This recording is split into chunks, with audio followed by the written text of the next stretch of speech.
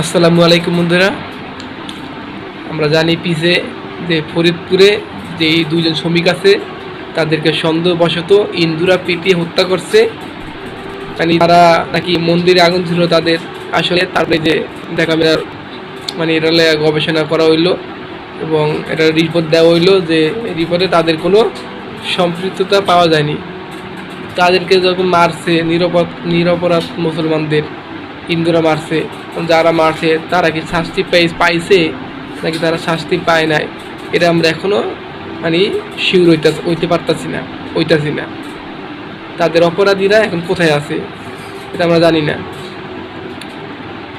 এই যে দেখলাম তোফাজ্জলকে ঢাকা বিশ্ববিদ্যালয় দাবিতে তাকে নৃশংসভাবে যেভাবে সন্দেহবশত গণপিটুনি দিয়ে হত্যা করা হয়েছে, তাদের সকল তাকে যারা পিটিয়েছে তাদেরকে সবাই তো গ্রেপ্তার করছে সবাইকে। আবার আপনার দেখলাম একজন হিন্দু পণ্ডিত যে সার্জিস আলম বলে সমন্বয়ক, সার্জিস আলম হিন্দুদেরকে বলে দেখতে পারে না। মানে কিরকম একটা কথাবার্তা, মানে হিন্দুরা মুসলমানদের গোড়ায় আল দিয়ে রাখে। আমরা যে চাই হিন্দুরা বাংলাদেশে থাক, আমরা মিলে দিলে সবাই থাই, মানে হিন্দুরা চায় না। হিন্দুরা মানে মুসলমানদের করে আল দিয়ে রাখে। হিন্দুরা আগে কী করছে আমরা সবই দেখছি, আমরা সবই জানা আছে যে ভারতে যা হইতাছে হিন্দুদের উপরে, মুসলমানদের উপরে হিন্দুরা যে অত্যাচার করতেছে। এই যে ইরানের যেই সর্বোচ্চ ক্ষমতাধর ব্যক্তি আছে ইরানের আয়াতুল্লাহ খামেনি, সে বলছে ভারতেও মুসলিম মানে অত্যাচার হয়, সেই কথা বলছে। ভারতে, পরে রোহিঙ্গারা মিয়ানমারে, পরে ফিলিস্তিনে গাজায় মুসলমান অত্যাচার হইতেছে, নির্যাতিত হইতেছে।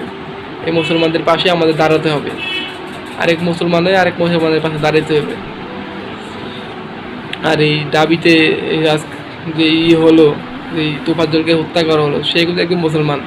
তো আমাদের মানবিকতা থাকতে হবে এবং আমাদের মায়া মহব্বত দেখাতে হবে।